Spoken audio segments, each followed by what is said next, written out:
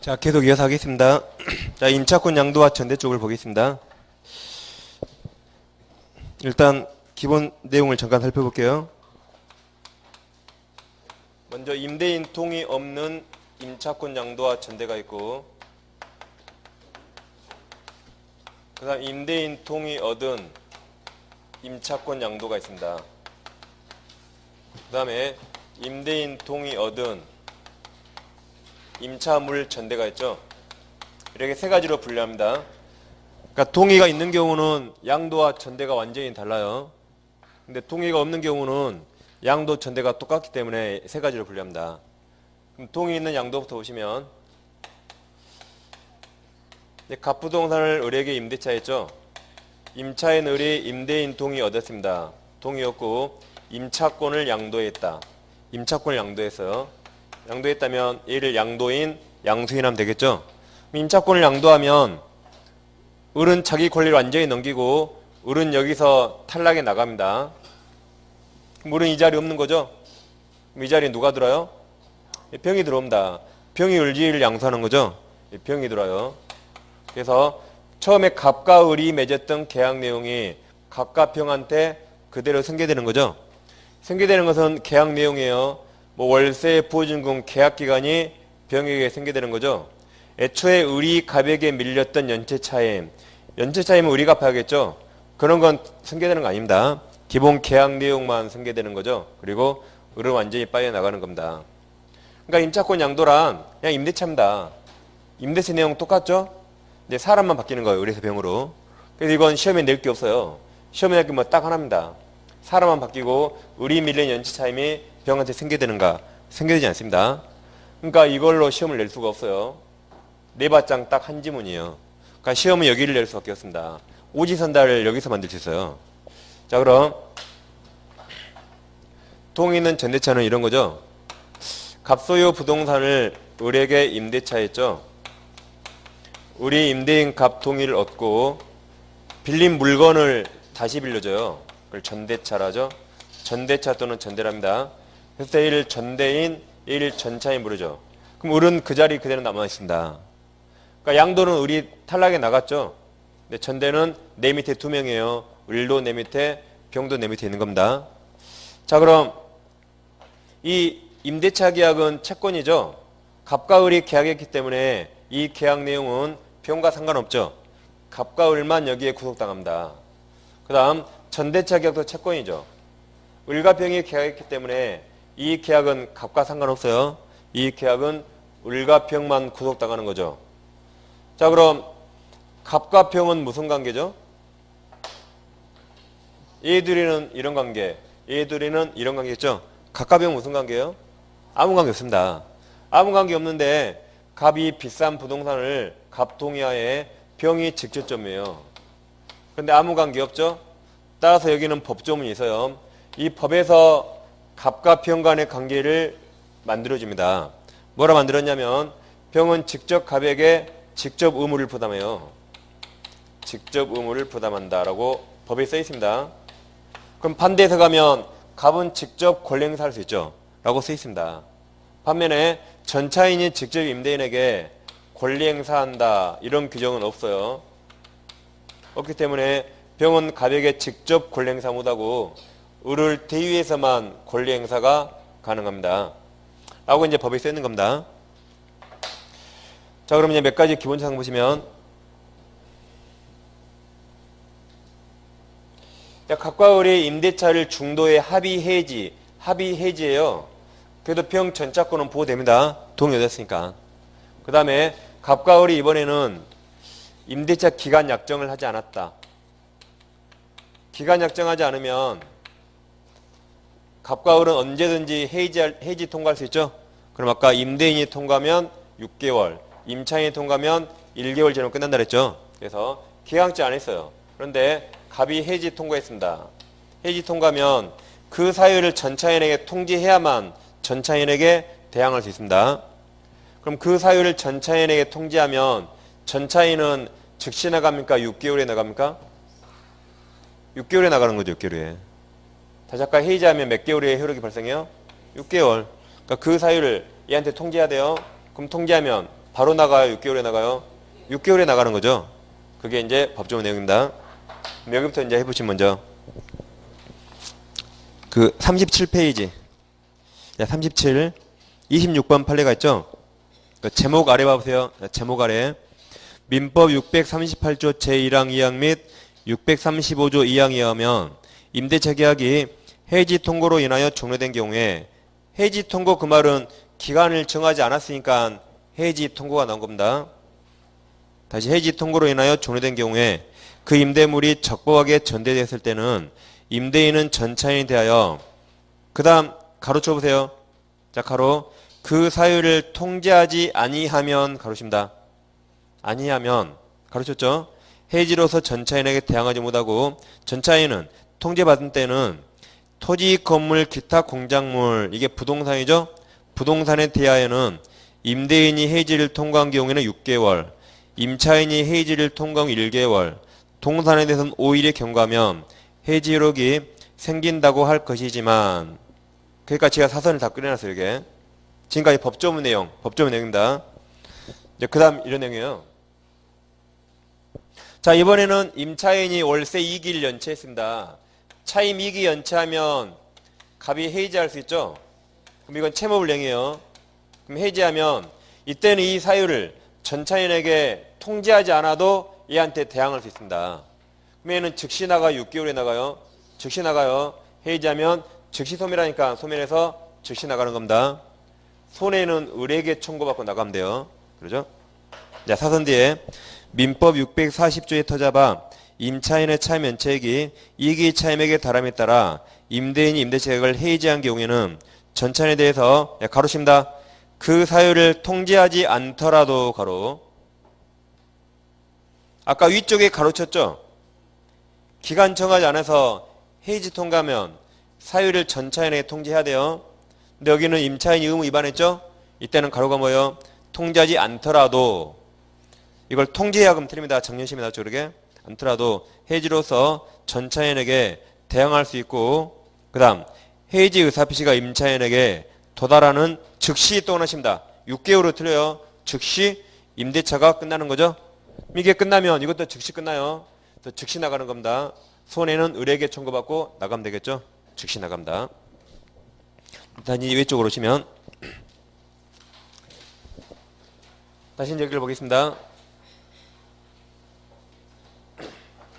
우리 기본소유 없는 판례가 하나 나와요. 자 이제 630조에서 630조 방금 이름이 말씀드렸죠. 얘는 직접 의무를 부담하죠. 반대해서 가면 임대인은 직접 권리행사할 수 있죠. 그리고 630조에서 전차인이 전대인에게 차임을 지급해서 그 사유로서 임대인에게 대항할 수 없다라고 나옵니다. 즉 이런 말이죠. 내가 월세를 줬습니다. 그럼 우리는 그 월세를 갑에게 갖다 주면 그냥 그걸로 끝나는 거죠. 근데 월세를 줬는데 우리 돈 다 써버렸어요. 갑이 찾아서 야 차임 내놔. 그때 병은 우리에게 줬는데요 라고 대항 못합니다. 또 줘야 돼요. 또 그리고 을을 누가 잡으러 가요? 병이 잡으러 와서 야 임마 월세 받은 건 내놔라고 뺏어야겠죠? 라고 630조 규율하고 있습니다. 그럼 자 왼쪽 25번 판례 하단에 25번 있죠? 자 제목 아래 보세요. 민법 630조 제1항은 임차인이 임대인 동의 얻어 임차물을 전대한 때는 전차인은 직접 임대인에 대하여 의무를 부담하고 이 경우에 전차인은 전대인이 을이죠.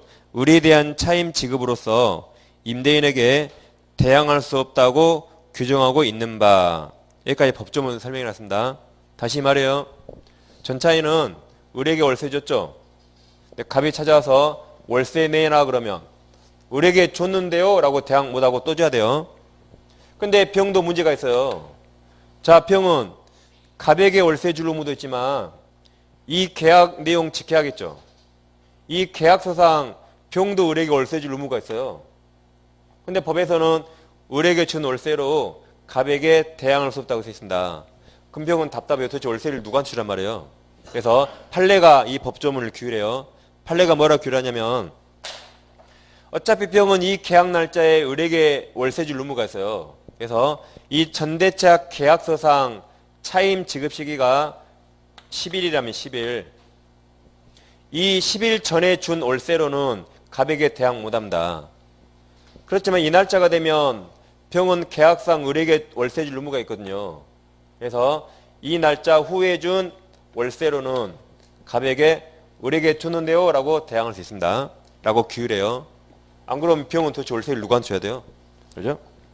이제 그 다음부터 보세요. 있는 바까 읽었죠? 있는 바. 그 다음 위 규정에 의하여 전차인이 임대인에게 대항할 수 없는 차임 범위는 밑줄이 나오죠? 임대차 그럼 틀려요. 전대차 계약상 차임 지급시를 기준으로 하여 그 전이 여기 9월 10일 전에 전대인에게 지급한 차임이 한정되고 즉 그거로 대항할 수 없다는 거죠. 그 이후에 지급한 차임으로는 임대인에게 대항할 수 있습니다. 그래서 전대차 계약상 차임 지급 시기 이후에 준 걸로는 을에게 줬는데요 라고 대항할 수 있어요. 후인가 전인가 잘 보셔야 돼요. 후인가 전가. 네, 새로운 판례니까 하나 기억하시면 되겠습니다. 그 다음 이제 상단에 24번 있죠? 24번은 이제 동의 없는 겁니다. 여기 동의 없는 양도 전대는 똑같아요. 효과가 똑같습니다. 자, 갑소유 부동산은 을과 임대차 했죠? 을이 갑동의 없이 목적물을 병에게 다시 전대차거나 또는 임차권을 양도했다. 갑동의 없이 무단으로 양도 전대했어요. 무단 양도 전대하더라도 툴간이는 유효입니다. 이거 툴간이 유효해요. 그럼 툴간이는 누가 목적물 점유해야 돼요? 점유 병에게 넘겨줘야 돼요. 툴간이 유효니까. 단 이 점유는 갑 허락 없죠. 갑에게는 불법 점유입니다. 불법. 그렇지만 툴간이는 일단 이거 유효입니다. 자, 그럼 갑은 내 생각 없이 병이 내 거 사용하죠. 그럼 병한테 너 나가라고 방해배제 청구할 수 있어요. 그리고 이 계약을 해지할 수 있습니다. 그럼 해지하든 말든 갑 마음이죠. 갑이 이걸 해지할 수 있는데 해지하지 않았어요. 해지하지 않으면 이거 여전히 유효죠. 유효면 갑은 을에게 월세 받죠. 월세 받기 때문에 돈 쪽으로는 손해 없죠. 금전 쪽 손해 없어요. 그래서 갑은 또다시 병에게 차임 상당의 부당이득이나 손해배상 청구할 수 없습니다. 왜 그래요? 해지 안 하면 유효니까 을에게 월세 받잖아요. 그럼 또다시 병한테 월세 받으면 안 되겠죠? 만약에 얘한테 월세 받을 수 있다 해버리면 갑은 날마다 기도를 해야 돼요. 무단양도 하기를. 무단양도 또 해요. 또 하고. 월세를 5번 받습니까? 말이 안 되죠? 그래서 을에게만 받으면 되는 거죠. 자, 그래서 24번을 보시면 자, 24번 제목 아래 보세요. 자, 임차인이 임대인 동의 받지 않고 제3자에게 임차권을 양도하거나 전대하는 등 방법으로 임차물을 사용 수익하게 하더라도 두 번째 줄에 밑줄 보세요. 임대차 계약이 존속하는 한도 내에서는 그 말이 해지를 안 했으니까 존속하겠죠. 그 다음 제3자에게 불법적을 이루한 차임 상당 손해배상 청구나 부당이득 반환 청구할 수 없습니다. 자, 여기까지해서 이제 민법을 마치고 넘기시면 이제 민특법이 나옵니다. 그리고 이 지금 10곡대 자료는 뭐 매일 시간 날 때 10개씩 이렇게 보시라 그랬죠. 반복해서 몇 개씩 보셔야 돼요. 하루 날 잡아서 이거 볼 시간 없어요. 마음이 급하잖아요. 그러니까 아침마다 한 10개씩 본다든가 저녁에 자기 전에 10개씩 본다든가 그러게 하시는 겁니다. 그리고 10곡대 자료는 일부러 중요하고 시험에 나올 어려운 판례만 해놓은 겁니다. 책 일부러 얇게 한 거예요. 이것까지 두꺼워 보세요. 도대체 뭘 봐야 돼요? 요약집을 봐야 돼요. 포인트 다시 특강집을 봐야 돼요. 이걸 봐야 돼요. 그러니까 요약집이나 특강집을 위주로 보시면서 이건 그냥 하루에 몇 개씩 참고하는 겁니다. 이것까지 두꺼우면 도대체 뭘 봐야지 여러분들이 멘붕이 빠져 멘붕. 일부러 얇게 만든 거예요. 자, 이제 민특법은 보통 한 6문제가 나오죠. 그중에 이제 주임법, 상임법이 좀 양이 많습니다. 특히 주임법이 양이 많아요. 그렇지만 주임법은 군데군데 골고루 나오기 때문에 중요한 판례를 잘 계셔야 됩니다. 그럼 주택임대차 보호법은 먼저 임차인에게 3가지 권리가 있죠. 먼저 대항력이라는 게 있죠. 대항력. 그 다음에 보증금 우선면제권이 있습니다. 그 다음에 소액보증금 최우선면제권이 있죠. 최라는 말은 원래 법에 없습니다. 구별하기 위해서 쓰는 거죠. 이 세 가지 경우가 있는데 일단 이 두 가지, 이 우선면제권 이 두 가지는 경매에서만 나오죠. 경락대금에서 우선면제 받는 겁니다. 반면 대항력은 소유자만 바뀌면 나오죠. 뭐 매매, 증여, 상속, 경매, 기타 등등 소유자만 바뀌면 나와요. 근데 두 가지는 경매에서만 나옵니다. 경매. 이런 문제가 이제 정답으로 나온 적 있죠. 갑주택을 우리 임대차 있는데 우리 소액 임차인이에요. 소액 임차인. 그 주택이 매매가 됐습니다. 병한테 소유권이 바뀌는 거죠. 그럼 우리는 매매대금에 대해서 최우선 면제 받을 수 있습니까? 최우선 면제 받을 수 있어요? 우리는 최우선 면제 받을 수 있어요? 없어요? 여기? 예? 우리 소유기 임차인이죠? 그럼 최우선 면제권 있죠? 매매대금에 최우선 면제 받을 수 있어요? 없어요? 예? 지금 써놨잖아 여기. 경매에서만 한다고. 경매에서만. 못 받습니다. 매매대금에 경매대금만 라고 시험에 나온 적이 있었어요. 최근에 1번 지문에. 이걸 못 찾으니까 계속 위아래 긁다가 이제 꼭 사보내면서 답을 쓰고 틀린 거죠. 이제 이건 노이사마가 된 경매에서만 경매. 우리 배당순이에요. 어쩌면 배당순이 경비 최당후 거기죠. 배당 경매에서 맞는 거. 경매. 이게 경비 최당후 그 최하고 우예요. 그 같은 거 이거 따로따로 아니에요. 경비 최당후에 최당우. 아, 다른 건 줄 알았어요? 그러니까 경매에서 만든 겁니다. 근데 이런 기본적인 걸 놓치니까 이 기초적인 문제를 틀린 거죠. 많이 틀렸습니다, 그때. 아무튼 세 가지 걸려있는데, 이제 참 부끄럽지만 대항력이 뭔가 진짜 마지막에 이제 진짜로 마지막. 제가 11월 첫날 했던 거, 11월 첫날. 근데 해마다 시험에 나오니까 안 할 수가 없어요. 부끄럽지만. 자, 갑과 을이 전세권 계약 맺었죠.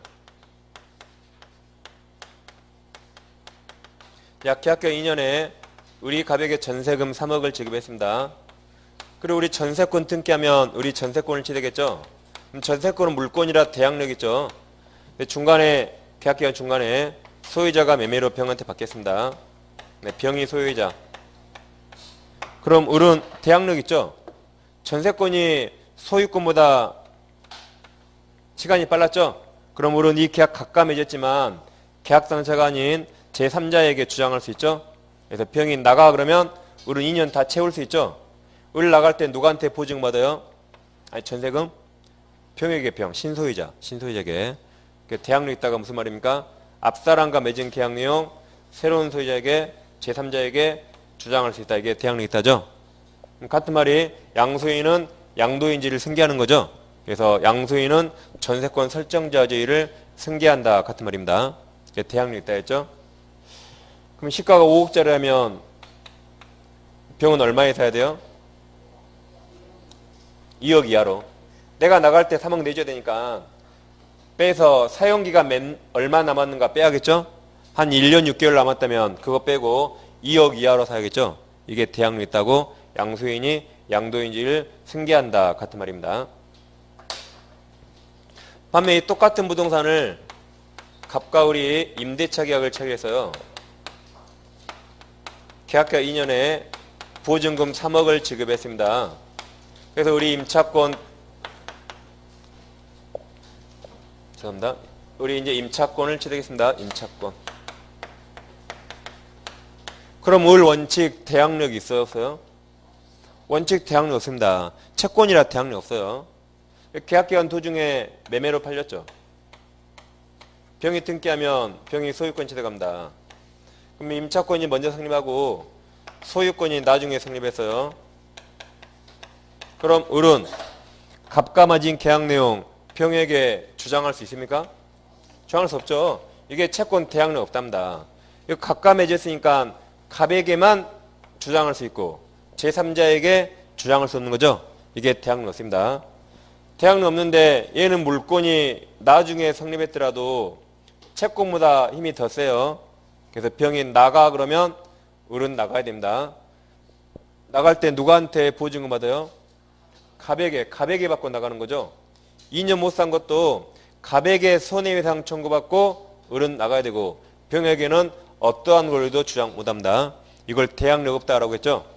그럼 대항력 없다 같은 말이 이들 관계에서 양수인은 양도인지를 승계하지 않는 겁니다. 다시 이가 대항력 없다가 무슨 말이에요? 양수인은 임대인주의를 승계하지 않는다로 표현해요. 임대인주의 승계하지 않는다. 이렇게 임차권은 원칙 대항력 없어요. 단 예외적으로 이 임차권이 첫째 민법 621조 임차권 등기했다. 그러면 다음날 0시부터 대항력이 발생합니다. 그 다음에 이게 주택이었다면 주택. 이거 해도 되는데 돈 드니까 주임법상 주택인도와 주민등록을 맞추면 다음날 0시부터 대항력이 발생하죠. 세 번째, 이게 상가였다면 상가임대차였죠. 이거 해도 돼요. 근데 돈 드니까 상임법상 상가인도 받고 사업자 등록 신청하면 다음날 0시부터 대항력이 발생하죠. 그래서 우리 예외적으로 먼저 대항력을 취득했어요. 먼저. 그 다음에 병이 소유권 취득하면 시간추로 빨랐죠. 그때 을은 갑과 맺은 계약 내용 병한테 주장할 수 있습니다. 이게 대항력 있다죠. 그래서 병이 나가 그러면 2년 다 채우는 겁니다. 나갈 때 보증금 누구한테 받아요? 병에게. 갑에게 받는 거 아니에요. 그래서 이렇게 대항이 있을 때 양수인이 임대인지를 승계한다고 표현하죠. 대항력 없다면 양수인은 임대인지를 승계하지 않는다고 표현합니다. 그 표현들이 작년에 시험에 나왔어요. 이렇게 대항력 있다 없다를 승계한다, 승계하지 않는다고 바꿔낸 겁니다. 잘 하셔야 돼요. 그래서 전세권자 나갈 때 누구한테 돈 받아요? 신소유자. 이게 24의 정답이에요. 24의 정답. 이 주택임차인이 대항력 갖췄다면 나갈 때 누구한테 보증금 받아요? 신소유자. 이게 25의 정답입니다. 작년만 이게 정답으로 안 나왔어요. 작년 출제원들이 약간 좀 정신 나가나 보죠. 약간. 이제 시험 볼 때 시험 출제를 부산에 닭장을 하나 만들어서 닭장을 만들어서요. 여기에 다 집어넣어요. 며칠간. 닭장 밖으로 못 나와요. 여기. 핸드폰 통화도 못 합니다. 그리고 이제 닭장 만들어 놓고 출제 교수들이 들어가죠. 대학 교수들이. 그리고 전회 시험 상위 3%에 든 사람을 몇 명을 불러요. 닭장으로. 하루에 20만 원가 준다던데 일당. 상위 3%에 든 사람 불러요. 여기에. 이 사람들 기본서 한 2번 읽고 오라 그래요. 작년 공부한 기본서. 그래서 이 사람들이 시험을 봐요. 출제하면 시험 보고 출제하면 시험 보고. 그래서 이 사람들이 난이도 전한 겁니다. 여러분들 상포를 안에 들면 거기 초청돼요. 가보세요. 재밌어요. 맨날 안에 술 먹고 놀아요. 같이 고수 치고.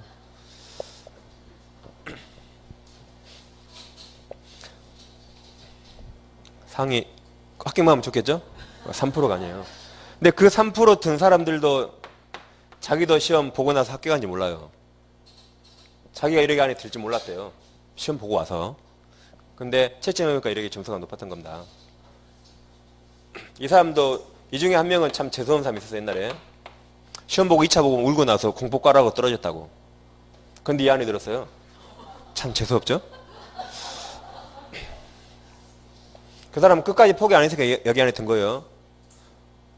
자기 울고 나올 정도였으니까. 자, 아무튼 이제 임차인이 대항이 있어요. 대항이 있습니다. 그러면은 새로운 소유자에게 대항할 수 있다. 그 말은 양수인은 양도인지 승계한다 같은 말입니다. 자, 그럼 이 우리 주택임차인이라면 주택임차인이 대항력을 갖췄다면 원칙 나갈 때 누구한테 보증금 받아요? 신소유자. 단, 을은 예외적으로 임대인이 갑에서 병으로 바뀌는 것을 원치 않으면 상당한 기간 내에 이의를 제기할 수 있습니다. 이의를 제기하면 임대차 승계된 걸 거부하고 나갈 수 있어요. 그때는 양도인에게 돈 받고 나갈 수 있습니다. 다시 대항력 있을 때 대항력 있죠?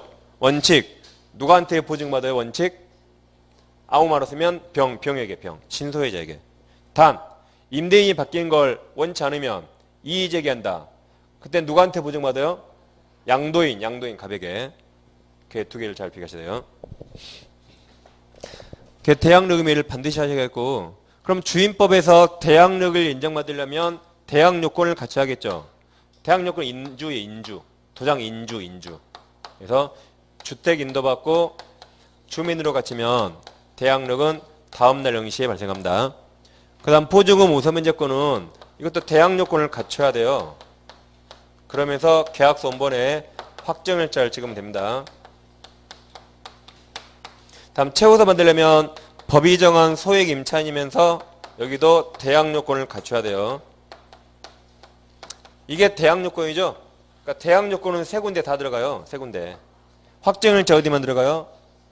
황우석 우선면제. 최우선 요건 아니에요. 최우선 아닙니다. 여기 성이 최씨라 필요 없어요. 예, 황우석 우선면제 요건이라고 정리해도 시험에 나왔죠. 자, 그럼 대항력을 갖추려면 대항력은 소유자만 바뀌면 나오죠. 매매, 증여, 경매, 기타 등등 소유자만 바뀌면 나옵니다. 그럼 소유권 변동 원인을 매매와 증여 그런 법률행위, 매매 등과 경매로 나눠보셔야 돼요.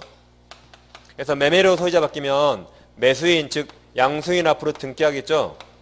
양수인 명의 등기보다 대항력이 더 빨랐어야 됩니다. 이걸 더 빨리 갖춰야 그래야 양수인에게 대항할 수 있습니다. 대항력 갖췄더라도 이 등기보다 늦게 갖추면 그때는 대항 못해요. 그 다음 경매에 나오면 무조건 말소기준권리. 말소기준권리보다 대항력이 더 빨라야 됩니다. 그래야 여기는 집주인이 경락인이겠죠. 새로운 집주인 경락인에게 대항할 수 있습니다. 그래서 경매에 그러면 무조건 말소기준권리 하시면 돼요. 말소기준은 부동산의 최선순위 저당 근저당 압류가 압류 그런 것들이죠. 담보가 등기입니다. 그래서 소유권 변동 원인을 나눠보셔야 돼요.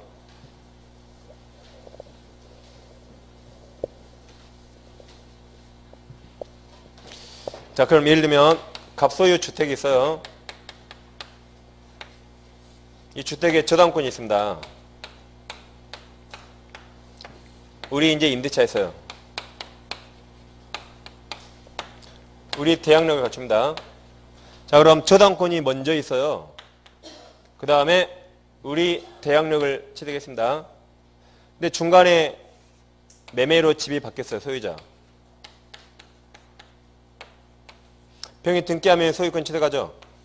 자, 그럼 을은 갑과 맺은 계약 내용 병에게 대항할 수 있습니까? 없습니까? 을은 갑과 맺은 계약 내용 병에게 대항할 수 있어요? 없어요? 대항할 수 있어요. 매매니까. 매매는 저당권 중요한 거 아니에요. 대항력과 소유권 어떤 게 먼저 빨라서요? 이 늦었으니까 등기보다 이게 더 빨랐죠. 그러니까 대항할 수 있는 겁니다. 매매니까. 매매는 이 등기보다 대항력 빨랐죠? 그럼 대항할 수 있습니다. 반대로 이게 경매라면 그럼 대항할 수 있습니까? 경매일 때는 저당권보다 시간 늦었죠. 그럼 대항력 다 소멸합니다. 경매에서. 그래서 그때는 대항할 수 없습니다. 소유권 변동 원인을 같이 보셔야 돼요. 그 다음 이제 이 대항 요건은 경매 신청 등기 전까지 갖춰야 되죠. 등기 전까지. 그래서 세 가지 권리를 각각 잘 비교하시면 됩니다. 그럼 이제 제가 사례 두 가지 해볼게요. 이 사례는 수업 시간에 프린트로 2번 해봤어요. 지금까지. 이제 다 하는 거니까 그냥 들어보시면 돼요. 그냥 여러분들이. 자, 갑소유의 주택이 있습니다. 이 주택 권리관계가 제일 먼저 근저당권자 A가 있어요. 얘가 등기를 2월 1일 날 했다. 두 번째, 주택임차인이 있습니다. 주택임차인 B. B가 4월 1일 날 대항력을 갖췄어요. 근데 확정일자는 안 찍었습니다. 그 다음에 이 부동산에 다시 저당권자 C가 들어왔어요. 6월 1일 날 등기했다. 그 다음에 이제 B가 확정일자 뭔지 알아서 B라는 사람이 인재 확정일자를 찍었습니다. 8월 1일 날. 그럼 이 사람 8월 1일 날 우선 변조권이 생기는 거죠. 이 상태에서 이 주택이 경매가 나왔어요. 이 경매가 나와서 우리 경락을 받습니다. 경락인. 자, 그럼 주택 임차인 B는 갑과 임대차 계약 체결했죠. 갑과. 그죠? 그럼 B는 갑과 맺은 계약 내용. 계약기간 2년에 보증금 3억이다. 그럼 B는 경락인 을에게 대항력 있습니까? B는 갑과 맺은 계약 내용 새로운 소유자 경락인에게 대항할 수 있어요? 있어요, 없어요? 없죠. 지금 경매가 나오면 항상 뭘 보셔야 돼요? 1순위 저당권. 이게 1순위 저당권이죠. 그럼 밑으로 다 소멸합니다. 대항력 있다가도 경매 나오면 다 소멸하게. 이때 다 소멸해요, 다. 다 소멸합니다. 그래서 대항력 없습니다. 그래서 우리 나가 그러면 B는 나가야 돼요. 자, 그럼 이 이자들이 이제 채권자들인데 우리은행 경락대금으로 이 사람들이 돈을 우선면제 받겠죠? 그럼 우리은행 경락대금으로 누가 제일 먼저 돈 받아요? A가 날짜 제일 빨랐죠? A가 먼저 받습니다. 남은 거 없으면 못 받아요. 남은 거 있으면 누가 받죠? B, C 중에? 저 B가 우선면제 더 늦게 갖췄죠? 여기? 얘가 더 빠르죠? C가 먼저, C가 먼저 받습니다. 그리고 남은 거 있으면 B가 받아요, B가. 그러죠? 그래서 B가 시간이 꼴순이라 3억 중에 선순위 받고 남으니까 1억 5천을 못 받았다. 이걸 못 받았대요. 그럼 이거 달라고 을한테 주장할 수 있습니까? 못해요. 그게 대항력 없다죠. 대항력 없다가 뭐예요? 새로운 소유자에게 어떠한 정 못합니다. 1억 5천 받았죠. 그걸로 만족하고 나가야 돼요. 못 받은 1억 5천은 내 채무자 갑에게 받아야지 을에게는 대항 못합니다. 그게 대항력 없다죠. 못 받은 채로 나가야 돼요. 나가야 됩니다. 그래서 이게 첫 번째 사례입니다. 자, 그럼 이 P는 대항력 없죠? 대항력 없어요. 그럼 이 P를 5글자로 뭐라 부르죠? 이 P를 5글자로 뭐라 그래요? 제3취득자. 주택임차는 아니에요. 5글자. 제3취득자. 제3취득자가 뭡니까? 저당부동산 아까 소유권 취득하거나 저당부동산 밑에 용의권 취득한 자. 이 자가 제3취득자. B 대항력 없죠? 그럼 B가 대항력을 취득할 방법이 있어요. 내 생각에 이 채권액이 얼마 안 돼요. 한 5천만 원밖에 안 된다. 그럼 내가 그냥 대신 갚아버립니다. 대신 갚아버리면 이게 없어지죠? 없어지면 이게 이제 말소기준권료예요. 그럼 말소기준권료보다 대항력 먼저 갖췄죠. 그때는 대항할 수 있는 겁니다. 내가 선택하는 거죠. 그렇지만 이 상태로는 대항 못합니다. 예, 첫 번째 사례였고, 다음 두 번째 사례 보시면 갑주택이 있는데 다음과 같이 권리관계 있습니다. 첫째, 주택 임차인 B. B가 4월 1일 날 대항력을 갖췄어요. 확정일자 뭔지 몰라요. 그러다가 근저당권자가 들어왔습니다. A. 6월 1일 날. 그러다가 인재 확정일자를 찍었어요.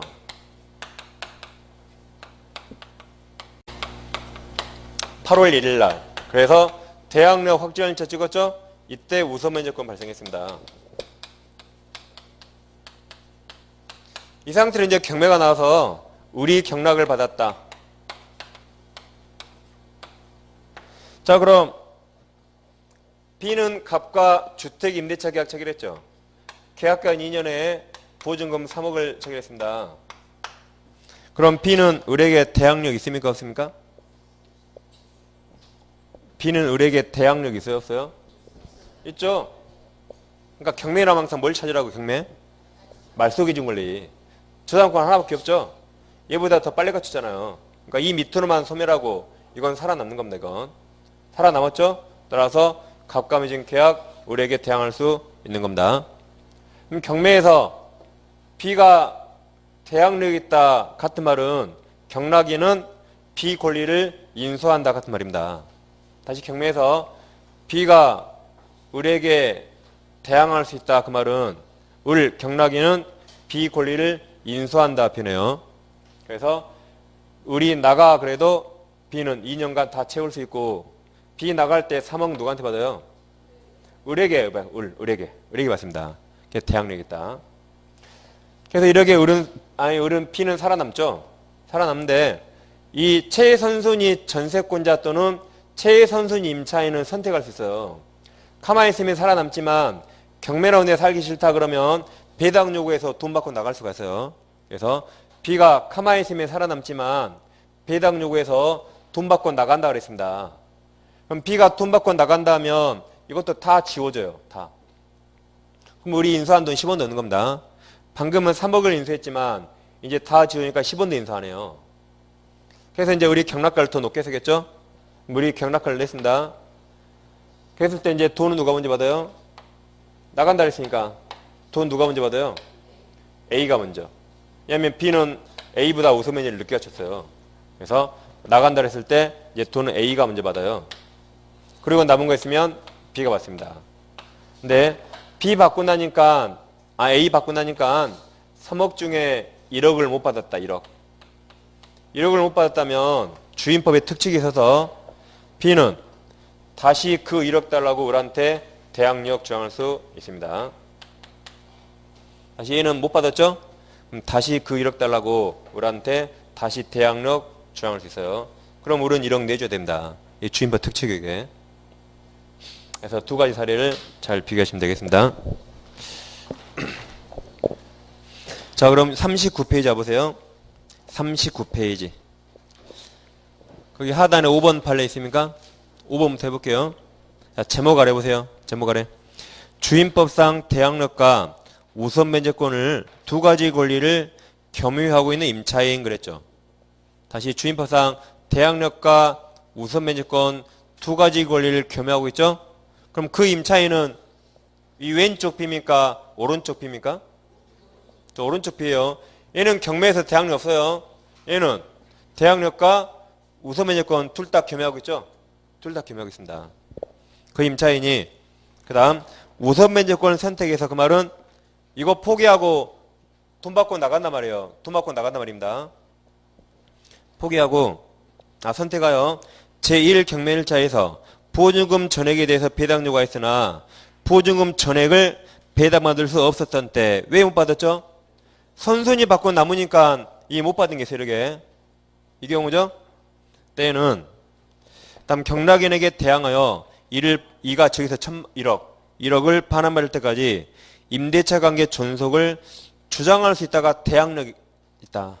대항할 수 있을 뿐이고 그 다음 임차인의 우선면제권은 경락으로 인한 소멸하 있으므로 또다시 경매가 나왔어요. 제2경매1차에서 우선면제권 의한 배당을 받을 수는 없습니다. 그러니까 우선면제권은 한 번 써먹으면 끝나요. 그래서 또다시 우선면제 행사 못해요.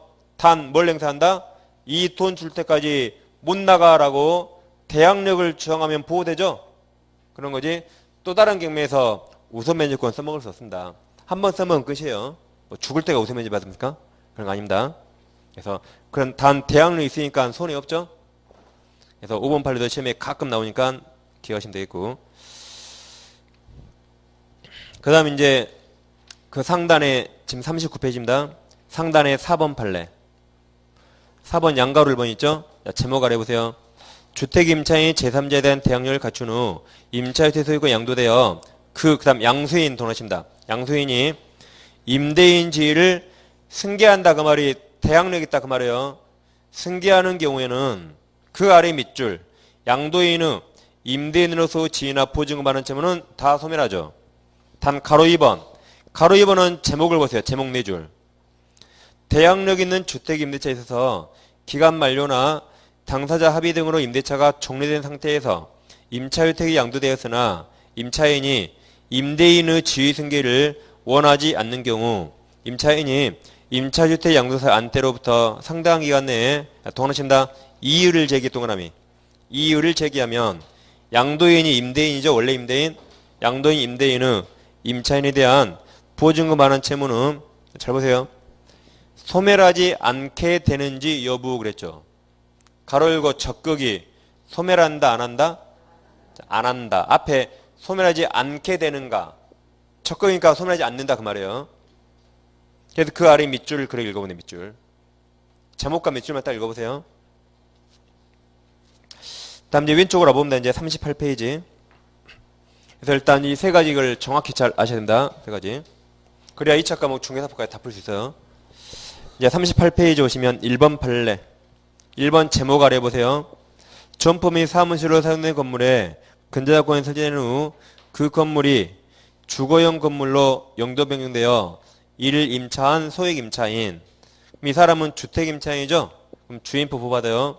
임차인도 특별한 사정이 없는 한 주임표 8조에 의하여 보증금 중 일정액을 근저당권자보다 우선이 최우선이죠. 최우선하여 변제받을 수 있습니다. 왜 그럽니까? 근저당이 먼저 시간이 빠르죠. 걔보다 우선 그 말이 최우선 그 말입니다. 그 다음 앞에 보증금 중 일정액 있죠? 그런 게 최우선 그 말입니다. 1번 판례도 가끔 시험에 나왔고 이제 2번 판례가 중요합니다. 2번은 21회 때 한번 시험에 나왔어요. 2번 판례는 전원합체 변경된 판례인데 우리 시험에 한번 나왔는데 정답으로 안 나왔거든요. 이제 나온다면 정답으로 나올 겁니다. 원래 최신 판례들은 시험에 낼 때 정답을 안 내고 정답 아닌 지문으로 내요. 이제 나올 거라고 예고를 하는 거죠. 그 다음에 낼 때는 이제 정답으로 냅니다. 보통 그러게 시험을 내요, 우리 시험은.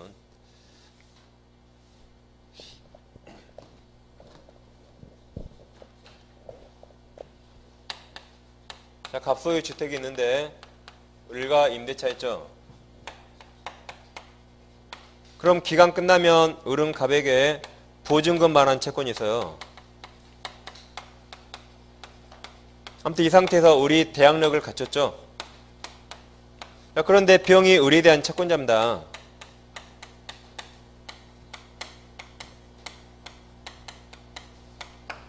근데 을이 돈을 갚지 않아요. 그래서 병이 얘가 뭐 가진 거 있는가 찾아봤더니 이거 기간 끝나면 이거 받을 권리가 있더라고요. 그래서 병이 아직 안 끝났죠? 그래서 이것을 일단 잡았다가 가압류, 이거 가압류 났습니다.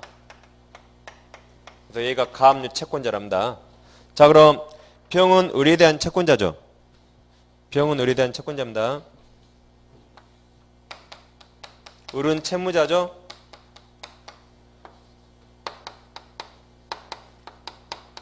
그럼 병이 가압류한 이 채권에 대해서는 갑과 을 중에 누가 이거 채권자요? 을이 채권자고 갑이 채무자죠. 그럼 병이 봤을 때 이 채권에 관해서 내 채무자의 채무자입니다. 다시 병이 봤을 때 이 관계는 얘가 채권자 채무자죠. 그래서 병이 봤을 때 갑은 내 채무자의 채무자요. 그 자를 제3채무자랍니다. 제3채무자. 우리 시험범위 아니에요. 시험에 나왔습니다. 방금 본 제3취득자 아니에요. 제3취득자는 저당 부동산 안에 소유권, 영유권 취득한 사람이고 얘는 내 채무자의 채무자를 제3채무자랍니다. 아무튼 이 상태에서 주택이 팔렸어요. 그래서 정이 매수했다. 등기하면 소유권 취득하죠. 자, 그럼 대항력이 뭐였죠? 대항력? 여기 그렇죠. 양소인이 양도인지를 승계한다가 대항력입니다. 다시 대항력 있다가 양수인이 양도인 지위를 다 승계하는 겁니다. 따라서 이 양수인이 제3채무자 지위를 승계합니다. 그럼 시험을 틀리게 내면 양수인은 제3채무자 지위를 승계하지 않는다고 내요. 예, 승계합니다. 여기. 그럼 병은 누구한테 가압류 채권 행사해야 돼요? 정에게만 가압류 채권 행사하고 갑에게는 더 이상 할 수 없습니다. 왜 그래요? 갑주의를 정이 다 승계했으니까. 그래서 이 판례 잘 알아두셔야 돼요. 그럼 자 2번 판례 보겠습니다. 자 2번 판례는 제목이 4줄이죠. 제목에서 밑으로 세 번째 줄 내려오시면 세 번째 줄에 쉼표 있죠. 자 쉼표 뒤부터 밑줄에 보세요. 임차인의 임대차 보증금 반환 채권이 가압류된 상태에서 임대주택이 양도되면 양수인 동원하십니다. 양수인이 정이죠? 정이에요. 주택 양수인. 채권 가압류 제3채무자이도 승계하고 가압류권자가 병이요. 병. 가압류권자. 병도 또한 임대주택의 양도인이 아니라 다시 양수인 동원하십니다. 정.